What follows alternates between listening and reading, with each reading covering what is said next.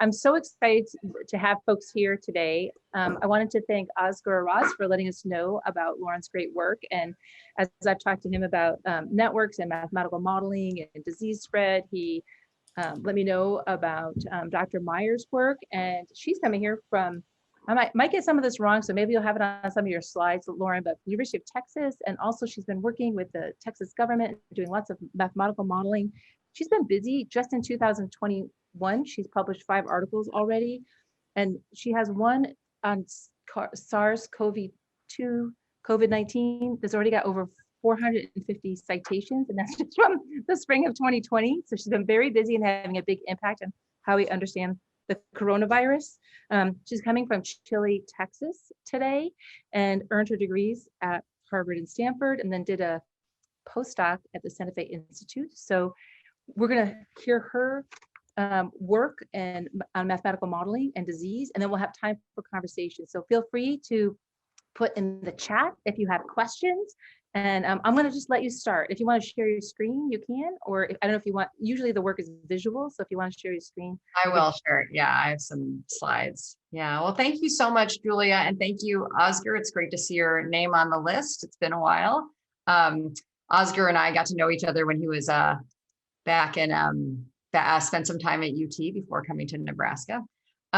So yes, we have been very busy, and it's not me that's been busy. I mean, I've been busy, but it's really what's now called the UT COVID-19 Modeling Consortium. And it's a loosely organized group of now dozens of researchers, many of whom are at UT, University of Texas, but many are at other universities and just sort of join us, you know, in the new virtual world of collaboration on almost a daily basis. And so I'm going to really today give you sort of a whirlwind tour of what we've been up to over the last year, and be happy to dive in deeper in any of these topics, you know, in the Q&A.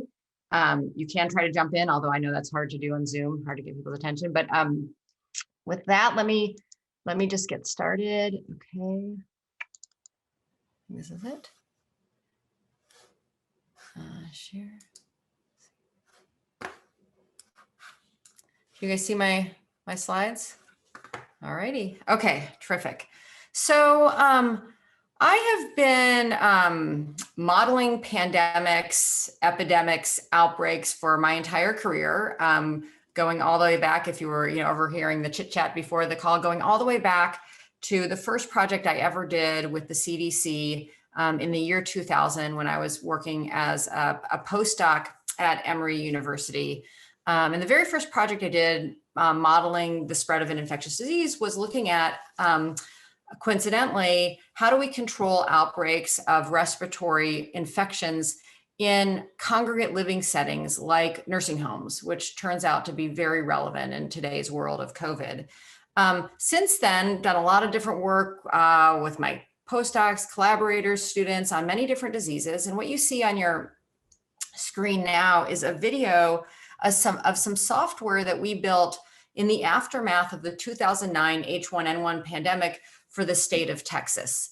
And after that pandemic, we sort of felt, as scientists and as folks on the front line who are responsible for the public health of our communities, sort of felt like we got away with that one. I mean, a lot of people died, it was serious, but it wasn't the big pandemic that we were all worried about. And so it was sort of a trial run, and we did a lot of lessons learned, like what went well, what didn't go well, how might modeling help us better prepare for the next one. And so we built, I'm gonna restart this thing so you can watch this. We built a bunch of software tools to help the state figure out how many ventilators are going to need for big pandemics, how should we distribute antivirals, how should we get vaccines out, et cetera. And this was one of the many tools we made. And this is just this is a simulation application that you can still download, put on your desktop, or what you see on the right is a version of the same tool being used on a multi-panel display at a resource at the University of Texas called the Visualization Lab. And we're demoing it here to a room full of people that include representatives from NIH and CDC. And the idea is that the user can sort of specify any pandemic scenario they want, how fast the virus spreads, how deadly it is for different age groups. They can let the simulation unfold and watch it spread through Texas. They can stop it, and they can implement different vaccination and antiviral and social distancing measures. And they can look at how it unfolds, not only what the model says is going to happen, but there's also this layer on there, which is the surveillance system. In a real pandemic, we don't actually see every case and every death and every hospitalization. We just get to see whatever we happen to be collecting data for. And so this also was meant to generate some intuition about what the data would tell us in a real scenario, and hopefully lead us to design better surveillance systems, better data collection systems. So this is circa like 2012, 2013. And fast forward now to 2020, actually late 2019. And we started a new project for the CDC, which was basically to take what we had done in Texas and extend it to the whole United States, build models of pandemics spreading throughout the United States, where we could simulate different combinations of intervention strategies, different vaccine strategies, different antiviral strategies, social distancing measures, school closures, et cetera. And we were right in the middle of this project, about maybe 80% through developing the beta version of the model when COVID-19 started spreading. And we were working on this. We were part of this project called Flu Code. We were one of 5 different groups around the world that was contracted to side-by-side build different models that we were going to compare and contrast. And we were all, getting close to finishing it. And the CDC basically said, please pivot what you're doing. It's great that you have this almost baked resource in hand. Help us figure out what's going on with this new threat.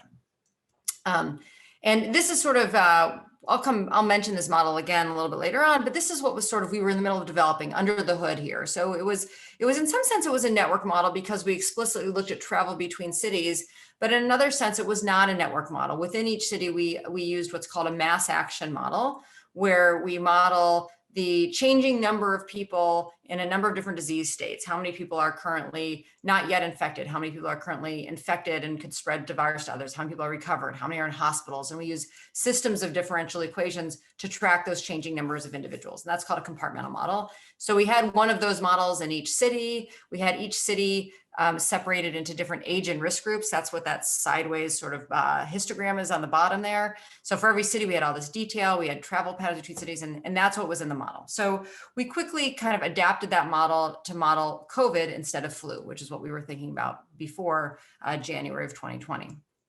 So since then, since we first heard about COVID, and we all heard about it in the news, just like everyone else did, but from day one, when we heard there was this anomalous virus, we got to work using our expertise and our models to basically do 3 different things: to try to understand the threat. How fast was it spreading? Who was infected? Where was it where was it spreading in different pockets of the globe? Number 2, forecast the threat. So, that was number 1, sort of situational awareness. Number 2 is where is it about to go? Where will it be spreading next week? What populations do we need to be worried about? Where will it be potentially even spreading next month if we can look that far into the future? And then finally, we do a lot of modeling to help with decision-making, to help figure out what resources, what strategies should we be using to slow the transmission of the virus and save the most lives and prevent as many hospitalizations as possible. And I'm going to go through examples of work that we've done in each of these 3 different departments. But let me first mention that in the context of COVID, we've been doing this kind of work, not just for other scientists, which is usually our audience, but we've really been doing this for 3 different audiences. We've actually been doing a lot of work in response to direct requests from policymakers. This is an excerpt from an email that I received from the White House Coronavirus Task Force when Ambassador Birx was first appointed to run the show. So this was, during the Trump administration. And you can see the words here: this will be a time-sensitive and urgent request. Below, please see the series of parameters and outcomes we would like you to model. We will need whatever results you can achieve by the close of business Wednesday. I think we got this on Tuesday. East Coast time, US, or the opening of business on Thursday. Your results in that time frame will inform US policies. So a few very high level requests, but a lot of the work we've been doing is actually very local in response to challenges that leaders in my own university, my city of Austin, Texas, and the state of Texas have been facing throughout the pandemic. We have been doing quite a bit of work trying to get just awareness and information out to the public. So this is my 15 seconds of fame with Anderson Cooper here on CNN. But we've been doing a lot of like local kind of dissemination through reports, reaching out to local news sources, and also sort of on a national stage as well, just to, as we learn about the pandemic, make that information available and useful to the general public and to policymakers around the country. And then finally, of course, we've been trying to disseminate our work as quickly as possible to other scientists. And other scientists have been doing the same. I've never seen in my whole career science progress at the pace that it's been progressing since January of 2020.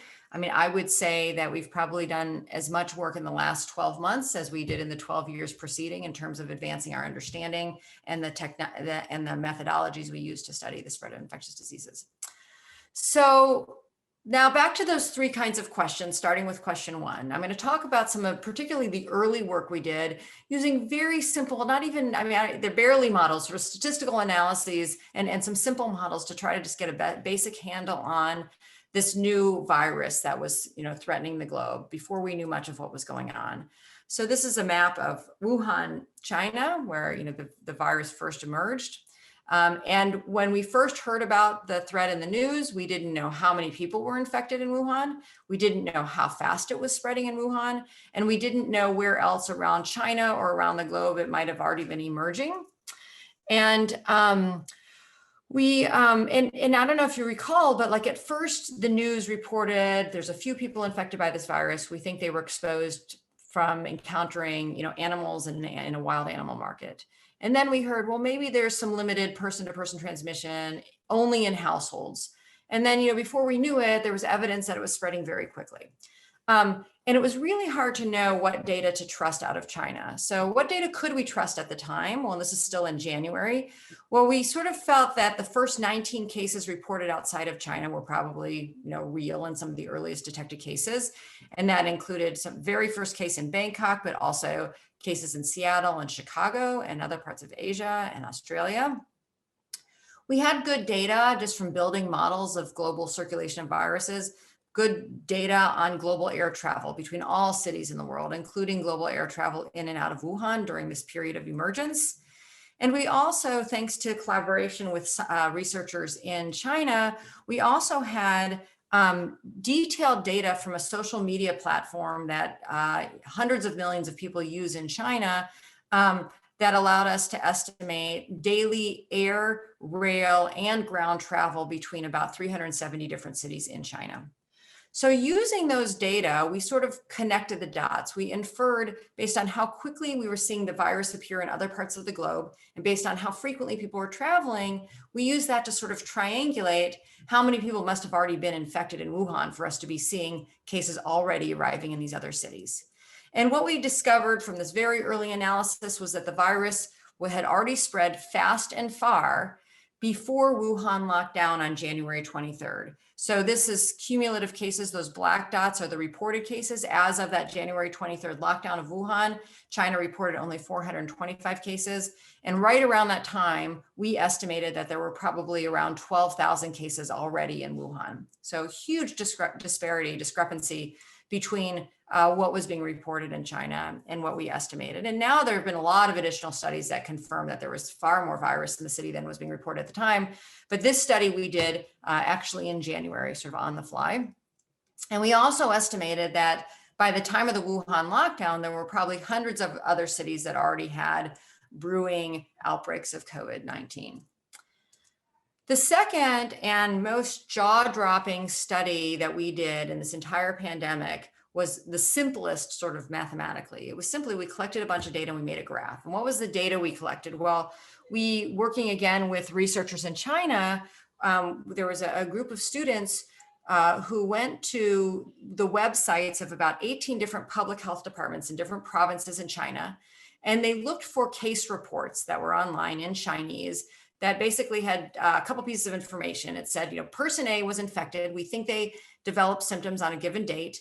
And the case report also had to say who was it that likely infected them. So we think person B infected them, and person B first had symptoms on some other date. So we needed an infector, an infectee, and we needed the dates of symptom onset, or at least reported symptom onset from both those cases. And we use those dates to estimate what's called the serial interval, that if I infect you, it's the time between me first feeling sick and you first feeling sick. And if we can know that, and if we can know that for a large number of cases, we can sort of get a handle on the pace of transmission. So we ended up finding about 450 case reports across 18 different provinces in China. It was translated into English. We use that information to basically make a histogram of the serial intervals, how many days between these subsequent cases. And when we made this histogram, we observed three really surprising things. First, this virus was spreading quickly. The average serial interval was 4 days. And up until that point, and this was something we were looking at early February, a lot of us were assuming that this virus was spreading at a pace similar to the first SARS virus in 2003, 2004, because this was another coronavirus.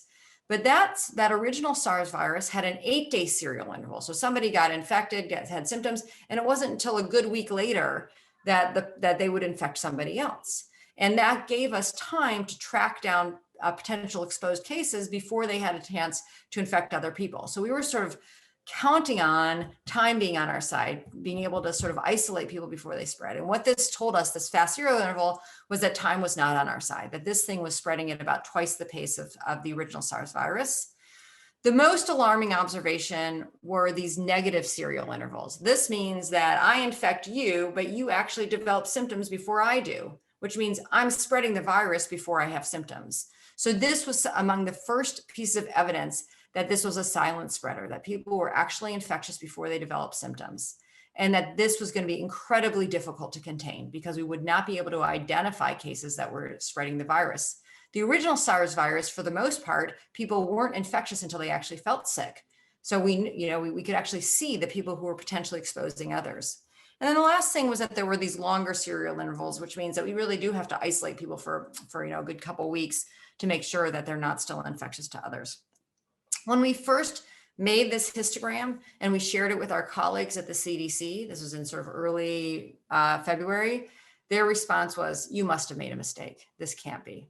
And within days, there were other data coming out of China that made us all realize what we were in for. Another early study we did, again, looking at the earliest data we could find from China, was based on data from 58 different cities in China that had sort of emerging small outbreaks, but that locked down very quickly to stop those outbreaks from expanding into large epidemics. And this is what the data look like from each city. So this is just one of the cities. The top graph is showing you reported cases. Blue are imported cases, and red are cases that we think were infected locally by someone they came in contact with in the city. And the bottom graph is an estimate for the reproduction number of the virus, of the outbreak through time. The reproduction number is basically, it's proportional to how fast the virus is spreading. If the reproduction number is above 1, we expect the virus to spread epidemically. And if the reproduction number can be brought below 1, then we expect the virus to fizzle out, the outbreak to fizzle out. One way of thinking about the reproduction number is it's the average number of secondary cases caused by an infection. So if the reproduction number is 2, that means on average, an infected person will infect 2 other people. It's not always the case, it's an average, but it's some people may not infect anyone, some others may infect many more people. So what we did with this data that looked like this from 58 different cities is we asked, what is the relationship between how early the city enacted their first social distancing intervention? It might have been a school closure, might have been closing restaurants, whatever it was. How long did it take them to enact their first intervention? And how long did it take to bring that reproduction number below 1, to slow the spread of the virus to the point that they'd controlled the outbreak? And what we found when we looked across these 58 cities is that a 1-day delay in enacting that first intervention translated into 2.5 extra days of having to combat the outbreak. So what did that mean for us in the United States? Well, if we waited a week to enact a stay-home order, for example, that might mean we'd have to hold on to that stay-home order, that restrictive measure, for an extra 2.5 weeks before we felt it would be safe to open up. So really, time was of the essence. We don't want to do it too early, that we're spending time in a stay-home order that we don't need to, but we certainly don't want to wait too late because that will cost us on the other side. The last thing I'm going to mention in sort of the category of modeling for situational awareness is work that's really kind of fresh stuff we're doing now. As you probably know, there's a lot of concern about these variants that have emerged in the UK, South Africa, Brazil. And we're doing some basic modeling to try to understand how far they've expanded around the globe, and what might be happening locally as they get sort of a foothold in our communities in the United States. So this map is a map that we made several weeks ago now, trying to estimate what is the likelihood that the B117 variant from the UK had already gotten to these 19 countries by the end of December. And red means almost 100%. So it's almost certain that the B117 variant was here in November. 50% chance it actually had arrived by October, and it had gotten to many other countries in Europe in late 2020. And closer to home, we are working with the surveillance program at the University of Texas at Austin. We are a university that has about 30,000 of our 50,000 students back in Austin. We do regular testing. It's not mandatory, but we have daily testing where often hundreds of people come in, asymptomatic or symptomatic. And we're starting to screen those cases for variants. We've only had 4 variants confirmed. I mean, it's actually already a lot, but we have these candidates that through the PCR testing, we're able to see if they're likely to be variants, and then we send them for sequencing. And based on those sort of candidates that are likely to be variants, we are estimating that as of last week, probably 25% of cases are already caused by the variant. And by early March, it's almost certain that the variant will be dominant here in the UT community in Austin. So it's likely in many communities all over the country. And you may have heard the CDC said it's likely to be dominant by March. I think that's that we're seeing that very close to home. So let's move on to objective number 2, which is forecasting the threat. Once we sort of have a handle on how it spreads, we'd like to be able to make projections for what's going to come. And we've done a lot of work to build models to forecast different things around the country, and particularly in Austin and Texas. So the first request we ever got to forecast was a request that came from the White House Coronavirus Task Force early on. This was probably in March. And the question posed to us was, how many people are going to die from COVID in 2020? And the answer that we gave is that there's no way we can answer that question, because it 100% depends on the policies that are put in place and the behavioral decisions that people make, whether or not they take precautions or not. And so we can't give you one projection, but we can give you some scenario projections. So we can say some if-then projections, right? If we do not do anything to control the spread of this virus, then we projected that well over 1 million people could die within 2020 from the virus. If we stay entirely locked down on the far right, we may be able to keep the total mortality in the country under 50,000. But if we do something in between, which is sort of the roller coaster we've actually been riding since the beginning of this pandemic, then we estimated that during 2020, there probably would be somewhere between 200,000 and 400,000 deaths. And indeed, in 2020, there were around 345,000 deaths reported, tragically.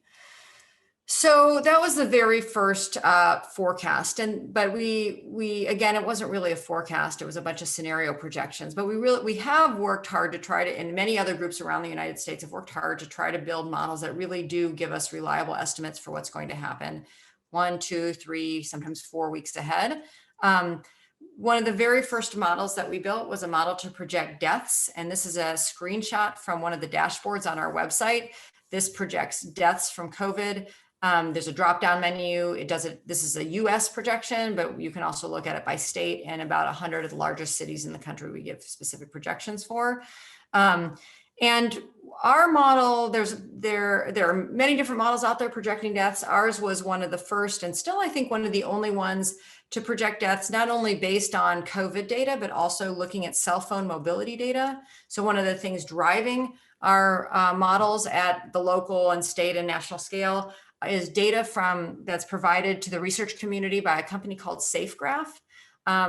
They provide data at the census tract level that tells us, based on the locations of people's cell phones, what fraction of the day, how many hours of the day are people spending at home, and how many trips are they taking per day to what they call points of interest, like restaurants, bars, grocery stores, parks, doctors' offices, schools, colleges, etc.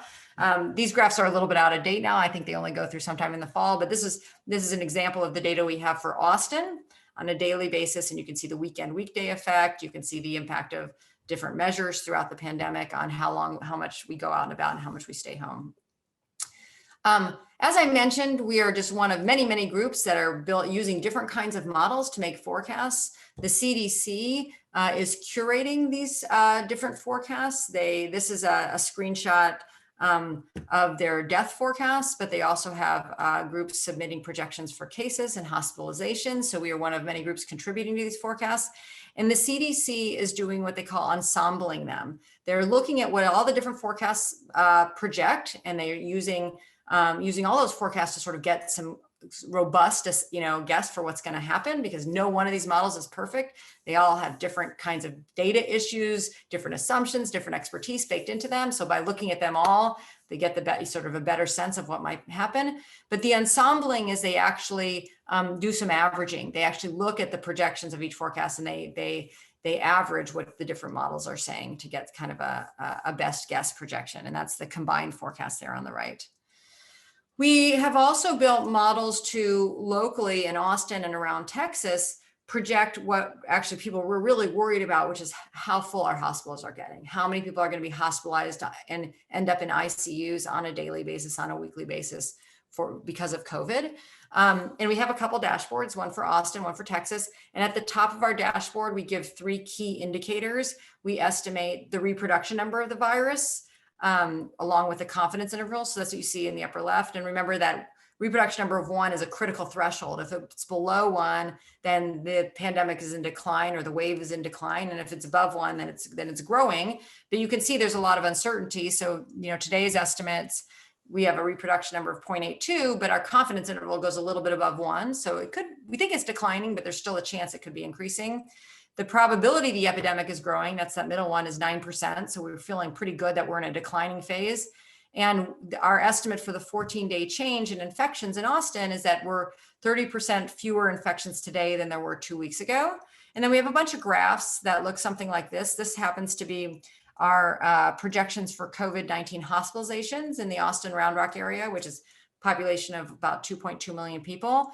And you can see what's been happening throughout the pandemic. The green dots are actual reported number of hospitalizations, and those spaghetti lines you see at the end are our projections. So the blue line is sort of the median, our sort of, if we have to make a best guess, but those gray lines are equally plausible future states of the pandemic based on what we project and capturing the uncertainty in our inputs in our model. Also on our dashboard, we estimate the reproduction number through time, kind of like I showed you with that earlier Chinese study, based on the local hospital. But this is based on local hospitalization data for the different cities in Texas. This is for Austin. And we can look back at the history. We can look, the far right is where we are today, just below 1, but with some uncertainty. But we can look back and tell a story of what's happened, see really the impact of our behavior and our policies through time. So remember, again, 1 is that kind of threshold between skyrocketing and declining. So early on, in early March, you can't even see it, but we estimate that the reproduction number before we put any measures in place was probably somewhere around 4 or even higher. Then we closed schools. I've just cut off that part of the graph so you can see things zoomed in. We closed schools in March 14th of 2020. And then we went into our stay home order in Austin on March 24th. And you can see that those things had the desired effect. We rapidly suppressed the transmission of the virus from a very rapidly spreading virus to something that came close to or below 1 during that April period.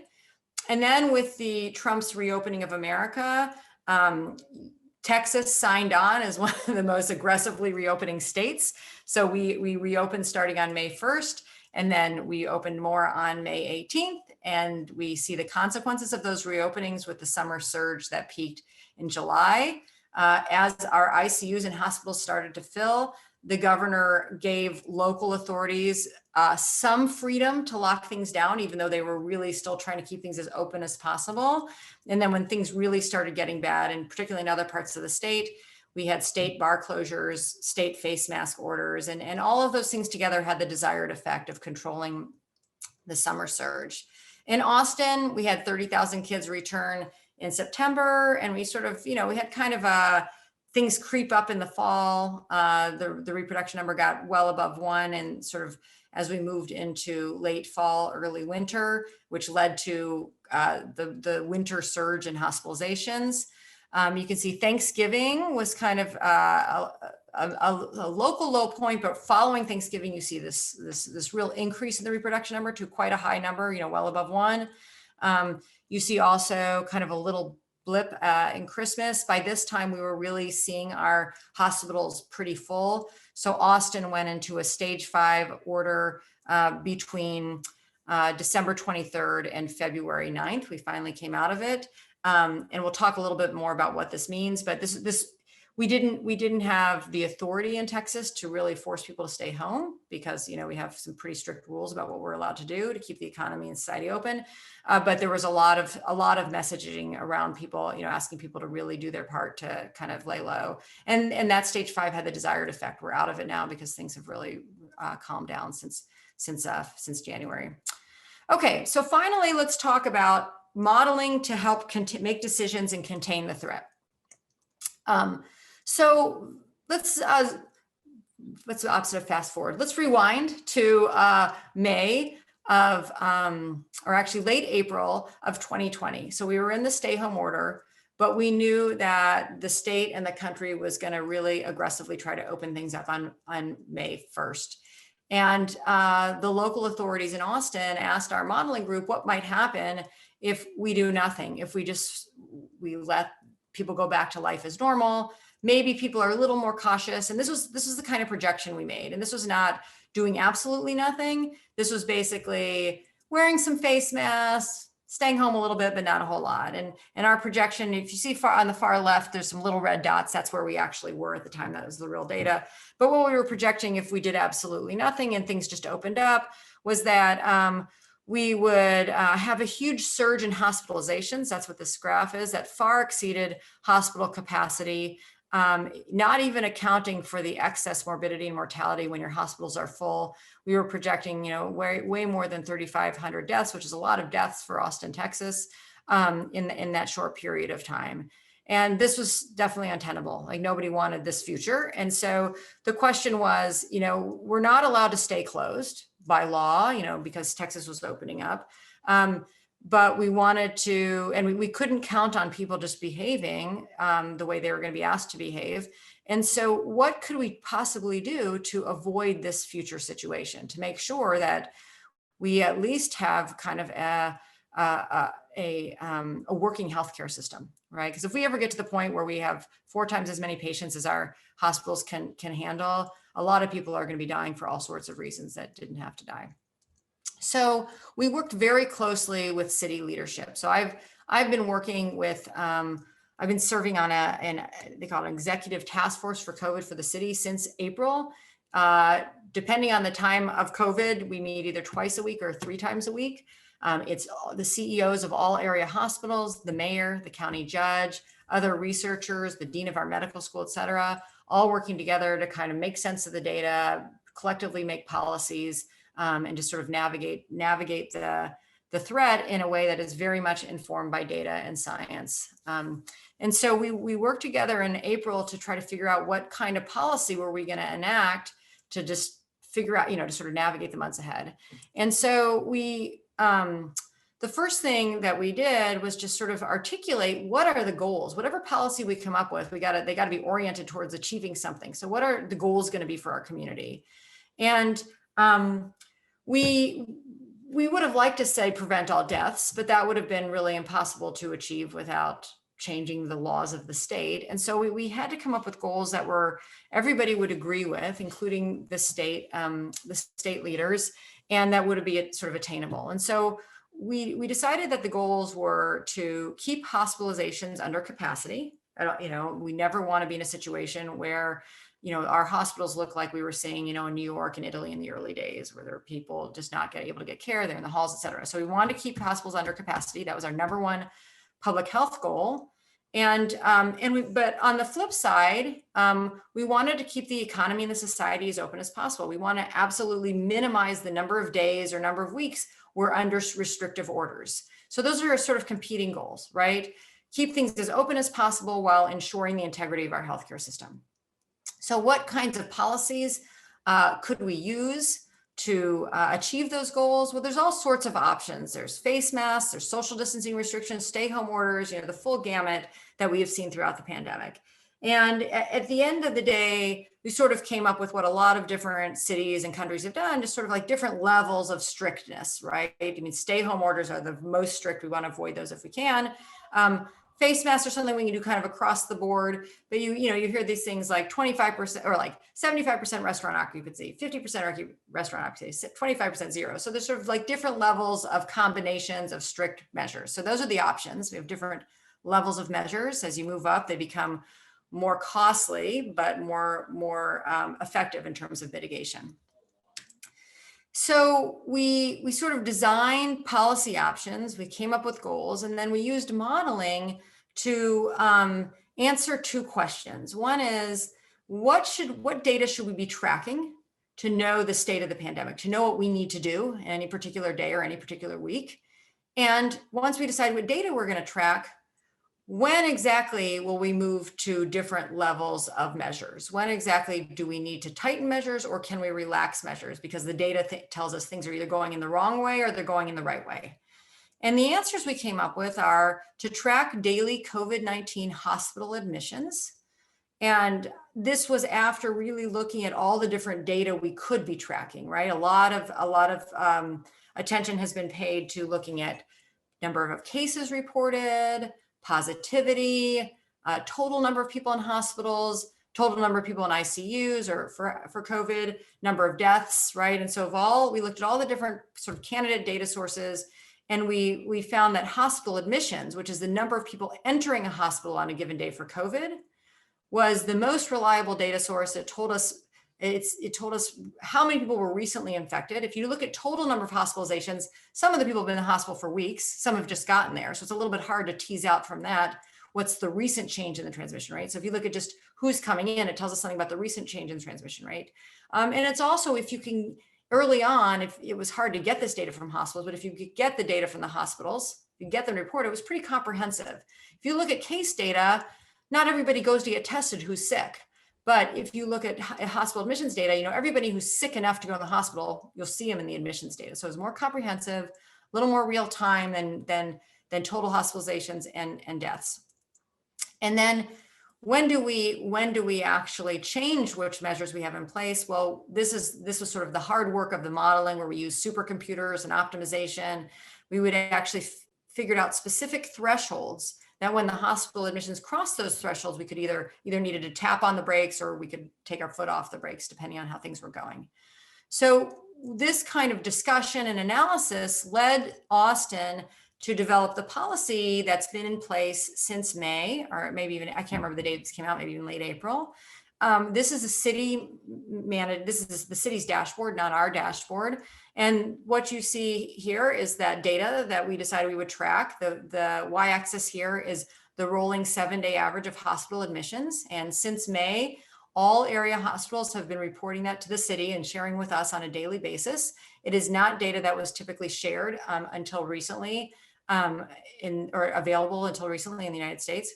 And those different color swaths, the line between red and orange and yellow and blue, those are the thresholds that we derived from modeling, that were derived in order to do two things: to absolutely minimize the time that we have to spend in red, and try to limit as much as possible the time we have to spend in orange, because red is the most restrictive, orange is restrictive, while ensuring that our hospitalizations never exceed capacity.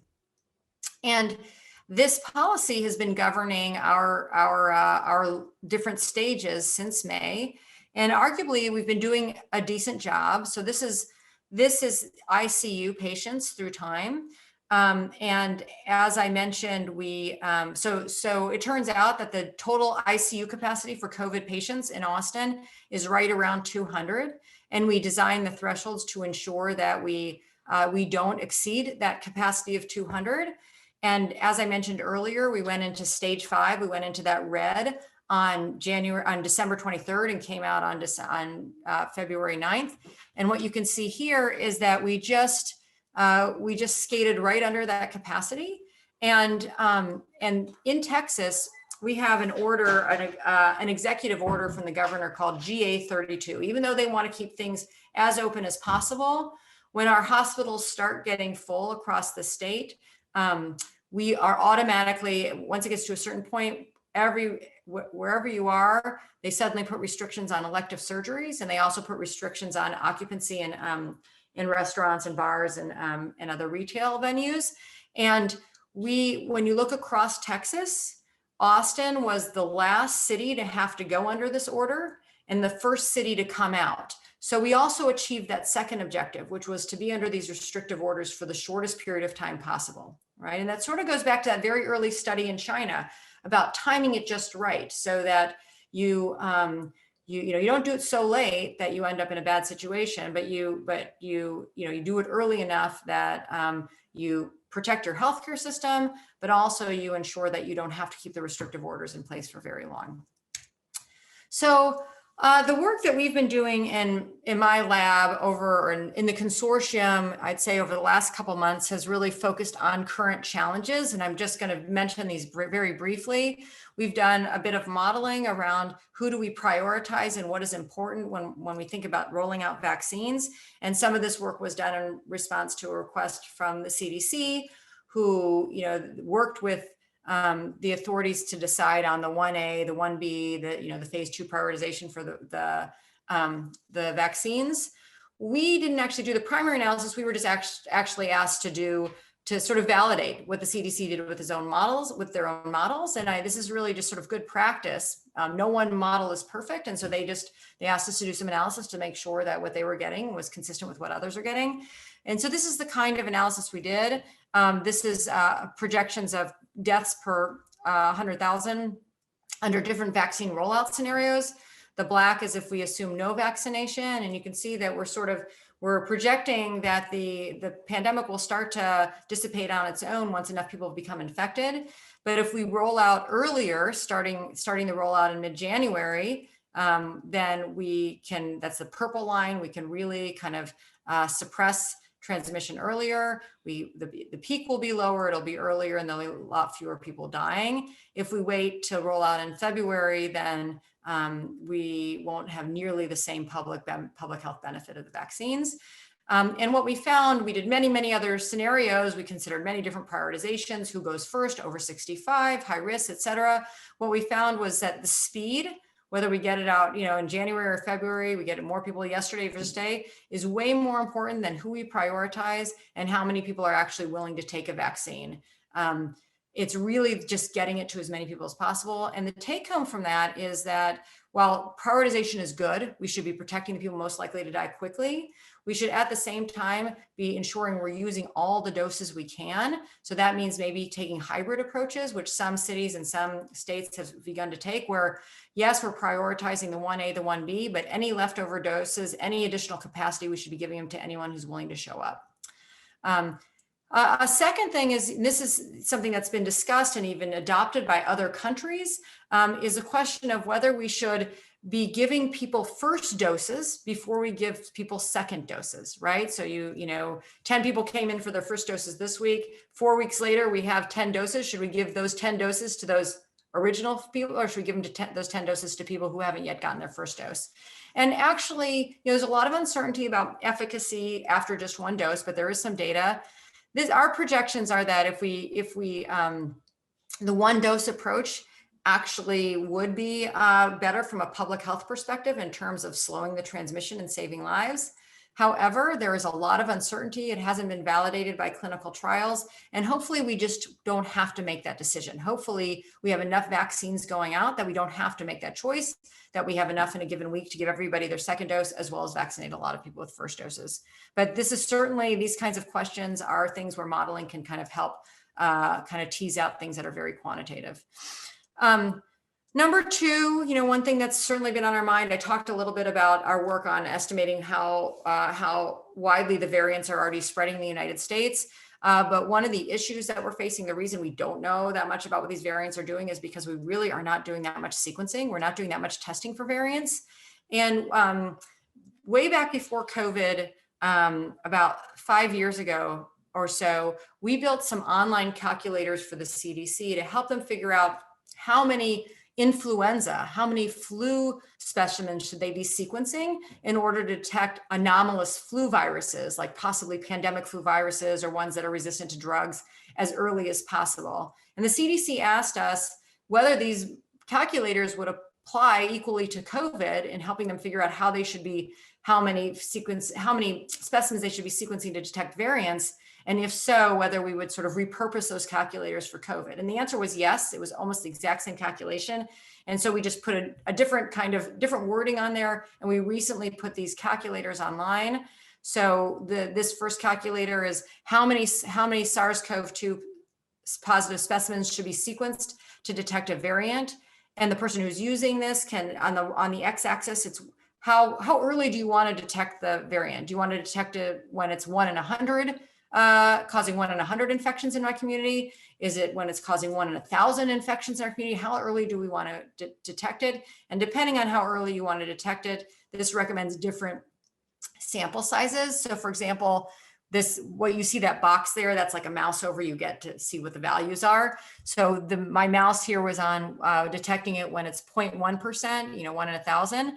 And if you want to be able to detect it when it's 1 in 1,000 in your community, you need to be sequencing, probably somewhere around 3,000 specimens a week. A second calculator on the bottom asks the opposite, sort of reverses the question. If I know how many specimens I'm sequencing every week, how early can I expect to detect it? So for example, I've moused over 900. If I know I'm able to sequence 900 specimens a week, then with 95% confidence, I should be able to detect variants as soon as they're at least 1/3% in my community. And so this is really designed to help the CDC and other labs around the country figure out how much they have to augment capacity in order to detect variants as they're spreading. We've done work throughout the pandemic supporting risk assessments for schools. This was actually a map that was put on the front page of the New York Times very early on when we were thinking about the very first question about going back to school. And it was a very simple calculation, basically just translating those case counts around the country in each county into an estimate for if you open a school today, and you can see along the bottom, a school of 100, a school of 500, a school of 1,000, how many people would you expect to show up infected on that day? And so this was posted on the New York Times, but the New York Times only posted it one day. They didn't maintain it. And so then we built our own version of it. It's on our website. You can look at it on the country level, or you can look at it at the state level. This is Nebraska. This was last updated before our freeze on February 11th. We haven't been updating this week, but you can hover over your own county, Lancaster County, Nebraska, based on the data from February 11th. We estimate that there's a 43% chance that at least one person will arrive infected in a school or pod of size 100 this week. And we update that on a daily basis when we're online. And we've been working with individual schools also to help them figure out safe ways for opening schools.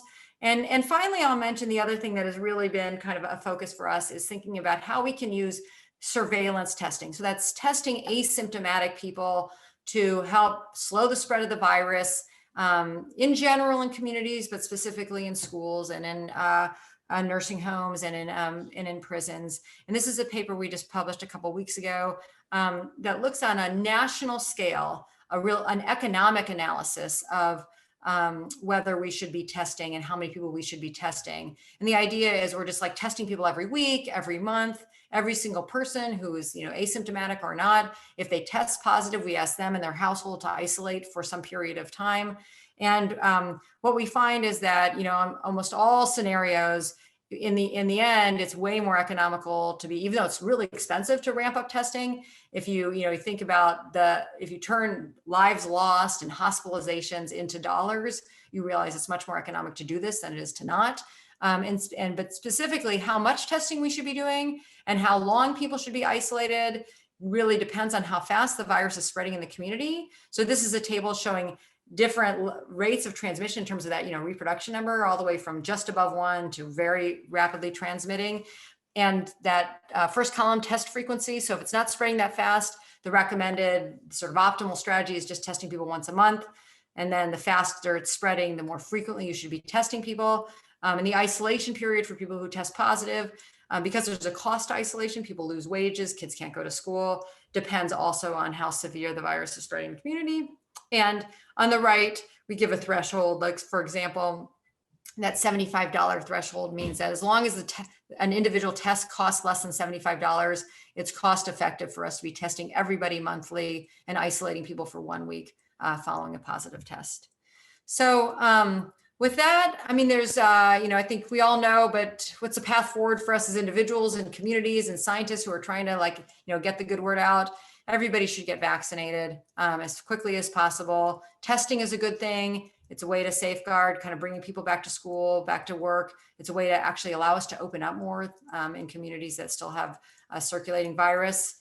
As individuals, we need to make good decisions to protect ourselves, our households, and to encourage others to do the same. So in closing, I just want to acknowledge that this is really work of just, dozens of people who've been working around the clock from many different disciplines, from very quantitative disciplines all the way over, social sciences, clinicians on the front line, all just kind of pitching in, bringing their expertise and their time to the table to help with these different projects. This work is funded by the Centers for Disease Control, National Institutes of Health, National Science Foundation. We are strong partners with the Texas Advanced Computing Center, which is a supercomputer center based at UT, but it's a national resource that people all over the country use to do computationally enabled science. And then we also had a generous donation in the beginning of the pandemic from Love Tito's, which is the philanthropic arm of Tito's Homemade Vodka, which is an Austin-based company. Not only did they support our research and research of other COVID biologists and scientists, but they also repurposed one of their, I think, bottling plants to make hand sanitizer early on. So they've been a huge supporter of the community and of science. And here is a long list of key people who've contributed to this.